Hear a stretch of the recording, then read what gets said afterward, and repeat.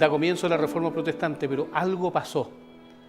Y sin duda este elemento trascendental e importante se llama Biblia, la palabra de Dios. Fue ahí cuando Lutero redescubre las Escrituras y redescubre textos, libros que él, siendo teólogo y profesor de filosofía, no las conocía. Y en virtud de eso, Martín Lutero entonces empieza con la Escritura a refutar lo que la Iglesia de la época imponía a sus fieles, imponía al pueblo, imponía incluso al clero. Por eso en este programa tenemos un importante invitado, un amigo que hemos estado conversando con él otros temas importantes y de la cual nos ilustrará entonces esto de la Biblia, la palabra de Dios, que es el medio de la transmisión de la fe. Y para conversar un poquito de este concepto, de este elemento que es tan importante para nosotros, la Biblia. Vamos al grano, dijo el pollo. A ver, todos conocemos la Biblia, tenemos una aquí, hay diferentes versiones. Hoy en día, de acuerdo al cambio del lenguaje, de la semántica, han salido otras versiones. Pero vamos a hablar de la Biblia propiamente tal, y creemos que esto no es para un solo programa, creemos que esto puede ser para mucho. Hablar de la Biblia es mucho porque es importante en este concepto de la Reforma, en este concepto de Lutero, en este concepto que como cristianos, como hombres de fe, mujeres de fe, nosotros debemos tener claro. La Biblia sin duda es la palabra de Dios, ¿cierto? Y hasta el día de hoy es el libro más traducido en casi todos los idiomas y dialectos existentes. Es un gran bestseller, no sé cómo poderlo describir, porque un libro que es tan traducido tiene que tener algo interesante, algo que llame la atención. ¿Qué es, pastor? ¿Qué es lo que hace tan atractivo la Biblia? Bueno, este deleite de la palabra del Señor es porque, como tú bien dijiste, es la palabra misma que inspira a las nuevas generaciones, y acá fue en la Reforma Protestante. En el siglo III después de Cristo, Diocleciano dijo: voy a destruir la Biblia y a todos sus seguidores, a los cristianos.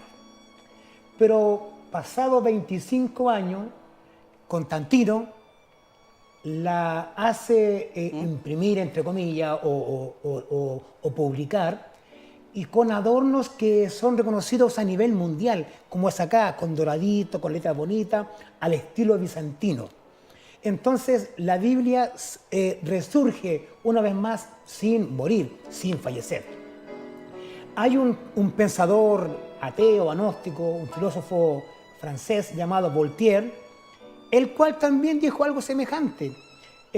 Yo cuando muera, después de 100 años, la Biblia va a desaparecer. Y fue todo lo contrario. Él quedó en la historia oculta, nadie habla de él, solamente algunos por ahí. Su casa en la cual él vivía se convirtió posteriormente en la casa de ediciones que publicaba la Biblia hasta el día de hoy. Por tanto, este atractivo que tiene la Biblia es que es un poder divino, un origen divino humano que no trasciende el pensamiento humano, sino que es mismo la divinidad que la hace que permanezca vigente todos los días, y por supuesto estalló este boom armonioso en la Reforma Protestante. Ese es este contenido entonces atractivo, que justamente es parte de la fe, en lo que nosotros hemos creído, el creer que Dios existe, el creer que Dios está presente, o sea, el Dios ayudador, el Dios proveedor, en fin. Eso es lo que lo hace atractivo entonces. Sin duda, hermanos, hermanas, que usted también estará pensando lo mismo, que hay algo, la Biblia, algo que atrae la Biblia. Qué bien, pastor. Usted lo mencionó recién, la Biblia ha sufrido intentos de hacerlos desaparecer, atentados contra este libro, y de los que confiaban o seguían este libro, leían este libro, los que habían guardado la fe por medio de este libro. Pero eso, como usted también lo señala, no fue posible y hasta el día de hoy no ha sido posible y créamelo, nunca va a ser posible porque la palabra es fiel y verdadera. El mundo pasará, dice la Escritura, pero mi palabra permanece, nunca pasará. Pero si hubiese sido así, ya, se hubiesen quemado todas las Biblias en ese momento. Alguien, aquí están estos hombres inspirados también sacando estas traducciones, extrayendo de alguna parte estos textos, esto que está escrito, porque esto no nace aquí en la Reforma. Hay entendido que hay ya unas traducciones previas a la Reforma, pero de alguna parte salió. Por lo tanto, existen fuentes, ¿cierto?, donde se extrae esta información. ¿Están así eso? ¿Existen? Claro. Están, bueno, hoy día hay como 3 pilares de fuentes oficiales, por decirlo de alguna manera. En el siglo IV, V, San Jerónimo traduce la Biblia, la famosa conocida Vulgata Latina, que pertenece mayormente al ámbito católico. Pero en la Reforma Protestante, en 1500, aprox, surge este gran pensador, Erasmo, el cual traduce 5 versiones con un texto llamado el Textus Receptus, en el cual son basados muchos Biblias, el cual Erasmo usó muchos códices y manuscritos del siglo 9, 10, 11 hasta el 12 para poder estar al tanto de la Biblia. Él lo que hizo con el Textus Receptus, comparación con la Vulgata Latina, que él omitió el código de Alejandría por provenir de fuentes muy gnósticas, que eliminaban a Cristo, que degradaban a Jesucristo, la salvación, el perdón, arrepentimiento y otras cosas. Y también está la fuente contemporánea, que son la bíblica textual o la alta crítica, que son las nuevas versiones de la Biblia que, aunque son bastante comercial, también uno puede apoyarse en ellas. Son 3 fuentes fundamentales para traducir la Biblia en el día de hoy, como son la Vulgata Latina, Textus Receptus y la alta crítica. Qué bueno. Bueno, también de estos textos y sin duda lo que hace Martín Lutero. Bueno, Martín Lutero cuando clava las 95, y lo hemos conversado en programas anteriores, se basa en cinco posturas o 5 postulados, que justamente lo tenemos acá atrás, que son las famosas 5 solas. Sí. Solo fe, solo Cristo, sola Escritura, a Dios sea la gloria y falta una. Sola fe. Sola fe. Donde basa su teología, ¿cierto?, básica, fundamental. Qué importante entonces es poder entender todos estos conceptos y qué importante es poder entender a Lutero en esto, entender el mensaje de Cristo, porque aquí esto es más que tener esa claridad de la salvación, sino que quién fue Cristo, por qué razón Cristo se hizo hombre, para qué vino, de qué forma, cuál es el objetivo central sobre la vida del ser humano. Seguiremos hablando de este importante tema que es la Biblia, pero en esta sección usted sabe que tenemos una parte musical, sí, ¿cierto? Y esto justamente lo que pretende es poder mostrar a usted esta música que escuchamos, esta música que cantamos en la iglesia, en el culto, pero a veces también esta música reflexiva, cuando estamos pasando por momentos medios difíciles, medios complicados, que quisiéramos escuchar algún mensaje por medio de la música. Pues volvemos a las preguntas que tanto nos interesan aquí, de hablar de la Biblia, este libro tan hermoso, que cada culto lo llevamos, otros andan con un Nuevo Testamento en los bolsillos, algunos en las carteras, las hermanas. Lo que nosotros hoy día justamente conocemos como Biblia, en nuestro idioma,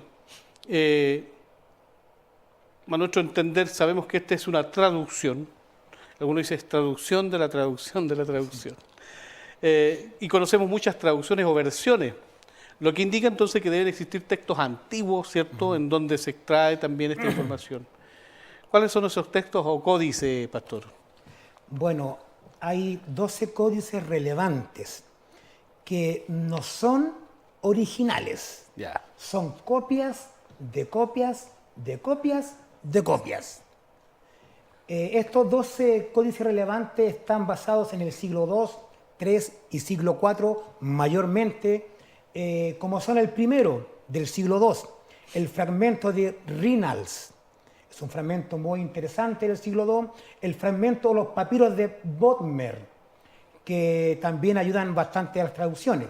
Y hay otro sinfín de fragmentos, los Bodmer, que son también del siglo II, en conjunto con otros pequeños manuscritos. Del siglo III tenemos al menos uno que es muy conocido, muy famoso por lo que trae en ello, temas muy relevantes tanto en Marcos y toda la Biblia. Son con el papiro de Chester o el Chester Beatty, que también contiene información muy importante para las posibles traducciones o versiones. Ya en el siglo IV, mayormente hay dos códices que se habla mucho, que se usa mucho, tanto el mundo católico, el mundo protestante y las versiones modernas, como es el Código Vaticano y el Códice Sinaítico, que estos juntando también tienen una pincelada de algunos pensamientos gnósticos. Está en el siglo IV o V también el Código Besa, uno que también usó Erasmo por ahí en algunas pinceladas. Está el Códice Washingtoniano o Washingtoniano, son palabras medias complicadas, pero que son también llamados así, obviamente por la ciudad o el nombre. Y ya en el siglo V como tal está el Códice Alejandrino, que proviene de la parte norte de África, la parte de Asia, del sur, de Egipto, de Arabia, que son partes donde hay mucho sol, mucho desierto, y en los cuales ahí se preservan de mayor manera. Y los códices anteriores, muchos son de Asia Menor, del aspecto o ciudades bizantinas. Y por supuesto está el Códice San Efrén, que también es del siglo V. Y también cómo no hablar de los rollos del Mar Muerto que se encontraron en el 1947 en Qumran, que son un preciado texto de Isaías, donde los judíos, los hebreos quedaron sorprendidos por estos códices tan importantes que podían echar mano a sus propias Biblias. Qué interesante. Bueno, para poder entender también estos manuscritos más antiguos, sin duda requiere de un estudio más acabado de idiomas, griego, latín, hebreo, arameo. En fin, los maestros de la Biblia, los traductores, los bibliógrafos, sin duda estudian a esa instancia. Pero acercándonos ya al periodo de la Reforma Protestante, estamos dentro de ese marco, la Reforma Protestante, esto que redescubre Lutero, la palabra, la escritura, la que afecta en el fondo a la sociedad del mundo, la que afecta a la sociedad chilena, la que le afectó a usted, la que me afectó a mí, al pastor Manuel y a todos los que hemos creído en Cristo. Hay algo que nos afectó, que se llama palabra de Dios, la palabra del Señor, o a Jesucristo hecho hombre que nos salvó y nos compró a precio de sangre, que es el concepto que nosotros predicamos. Pero hablando ya en el periodo de la Reforma, la Iglesia Católica tenía la versión en latín, la Biblia en latín, y por supuesto era uso exclusivo del clero católico, sí, ¿cierto? Aunque siempre estuvieron todos estos otros textos, hebreo, griego y el latín. Pero la Iglesia Católica imponía su escritura de acuerdo al latín. Manuel, ¿cuántos manuscritos relevantes existieron entonces para la traducción de la Biblia en el tiempo de la Reforma? ¿O ya existían? Sí. ¿Cuántos manuscritos? Bueno, de ahí se pueden desprender dos áreas. Voy a hablar de áreas para que se pueda entender un poquito más. Área 1 es el texto bizantino o el texto mayoritario. Es el que contiene más manuscritos, más de 10.000 manuscritos, 10.000 posee el códice o el texto bizantino o el texto mayoritario. Estos textos, más de 10.000, no se contradicen, al contrario, se superponen entre ellos mismos, se ayudan, se colaboran entre un 93 y un 95%. Por tanto, no hay dicotomía, no hay doble lectura en este códice, este texto bizantino.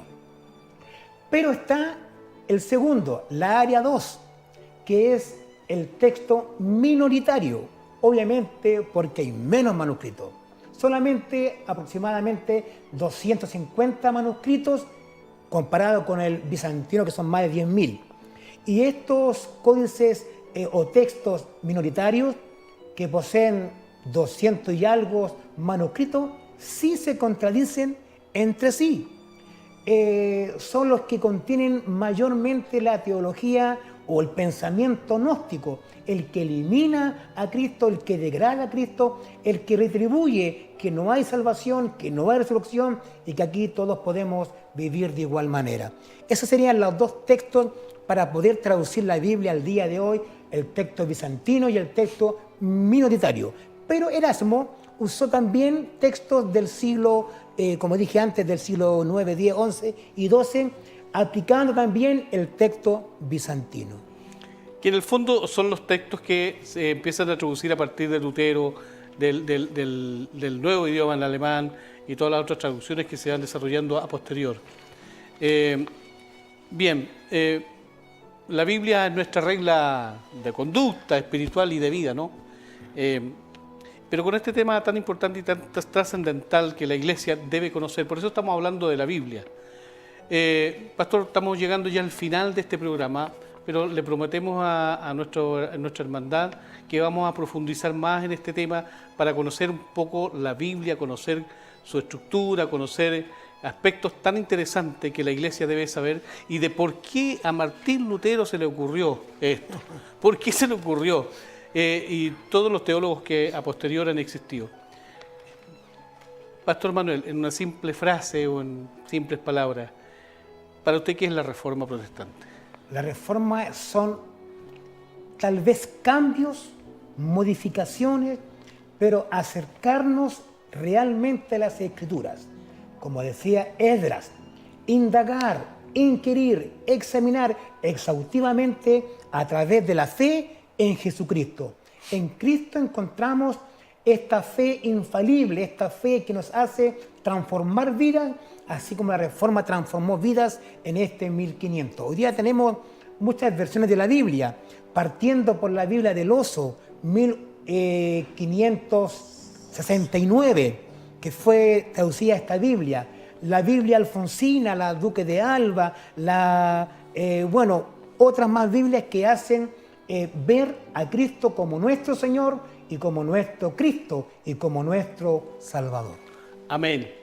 Solo fe, solo gracia, solo Cristo, sola Escritura y a Dios sea la gloria. Hemos llegado al final de este programa. Gracias por su audiencia, gracias por vernos, por escucharnos, gracias por aprender, porque la idea es poder de alguna forma aportar con un granito de arena para que la Iglesia también, los hermanos que nos ven, que nos escuchan, puedan instruirse. Pastor, gracias por esto. Gracias. Ahí sí, algo que quisiera poder ahí colocar al tapete. Las versiones de la Biblia usted puede usar todas las que quiera, pero que no contradigan el mensaje de Cristo. Le dejo como tarea, vea Marcos 1:1. Si dice Hijo de Dios, está bien. Colosenses 1:14. Si se habla que Cristo por su sangre somos salvados y perdonamos, está bien. Si usa su Biblia Filipenses 4:13 y nos sale Cristo, algo anda. Debe decir, porque todo lo puedo en Cristo que me fortalece, no en mis fuerzas, no en mi intelecto, no en mi vida, menos en mi riqueza.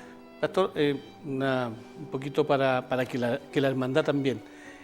Usted como estudioso de la Biblia y ha estudiado todas estas versiones, en virtud de los textos que usted mencionó, ¿hay versiones que no dice eso? Sí, hay hoy día versiones modernas que no dice eso. Hay también entre estas versiones, por ejemplo, nombrar 2 o 3, la Dios habla hoy en diferentes versiones, la NBI en diferentes versiones, y la Biblia textual en diferentes versiones y quiero incorporar una que es símil de todas estas, que es la Nuevo Mundo de la Testigo de Jehová. Oh, oh.